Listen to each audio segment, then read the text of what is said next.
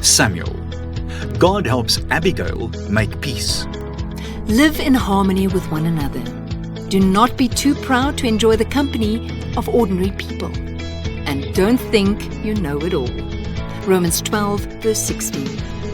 It was the busiest time of the year, shearing season. Everywhere you looked, lambs were running around and the ewes patiently stood together in groups. Nabal stood in the shadow of his tent where he could oversee the process. He was a rich man, 3,000 sheep and 1,000 goats, and workers as far as you could see. This would be a good year. Abigail, Nabal's wife, was an intelligent and beautiful woman. But Nabal was cruel and mean with a great love for money. At the time, David and his men were camping in the desert nearby. David heard that Nabal was shearing his sheep, so he sent 10 young men, saying to them, "Go to Nabal and greet him in my name. We treated his shepherds well when they stayed with us at Carmel, and nothing of theirs went missing. Ask him to show favor towards us and to give us any food he is able to spare, since we come to him at this festive time." Nabal was still standing in the shadow of his tent when David's messengers arrived. "Long life to you, Nabal. Good health to you and your household. Good health to all that is yours. We greet you in the name of David." "Who is this David you speak of?" Nabal asked angrily. "Many servants run away from their masters these days. How am I to know if David is telling the truth?" Nabal looked at the field where all his sheep and goats were being sheared, and all the workers he still had to feed. He had more than enough to share, but Nabal was also cruel and selfish, and he was not about to lose his profit to strangers in the desert. "Do you expect me to give bread and water and meat to people who are not working for me?" Nabal yelled at David's messengers. "Look at all my workers. Are they supposed to starve so that you can eat? Go away and don't come back." When the messengers returned to David and told him that Nabal had sent them away, David grew furious. He said to his men, "Put on your swords.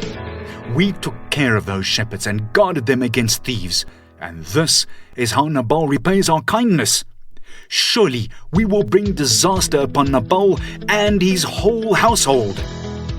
Meanwhile, one of the servants spoke to Abigail, Nabal's wife. "David sent messengers from the desert to give our master his greetings, but the master answered them with insults. David and his men were very good to us. They didn't mistreat us and they protected us all at the time when we were herding our sheep near them." The servant said, "Mistress, if we do nothing, disaster will hang over our master and his entire household." Abigail lost no time. She quickly took 200 loaves of bread, 2 skins of wine, 5 cooked sheep, roasted grain, dried figs, and raisin cakes, and loaded them on donkeys. She told her servants, "Quickly, go ahead to find David. I will follow you." Abigail got on her donkey and rode out to meet David. She did not tell her husband about any of this. When Abigail saw David, she quickly got over her donkey and bowed down before him. "My lord, please do not pay attention to that wicked man Nabal. His foolishness follows him. I did not see the messengers you sent to meet us, or I would have given you what you asked for. Please forgive your servant and accept this gift. May the Lord bless you and your house." David immediately signaled his men to stop and answered Abigail, saying, "Praise God for sending you at the right time. I was about to kill your husband, but God has given you wisdom and good judgment. Go home in peace. I've heard your request and will not kill your husband or his household." God gave Abigail wisdom in a time of trouble. Her obedience to God saved the lives of her husband and his entire household. God helped Abigail to bring peace. From this story, we discover that God helps us to get along. He gives us wisdom and helps us to make peace with one another. Memorize. The Lord does not look at the things man looks at. Man looks at outward appearance, but the Lord looks at the heart. 1 Samuel 16, verse 7.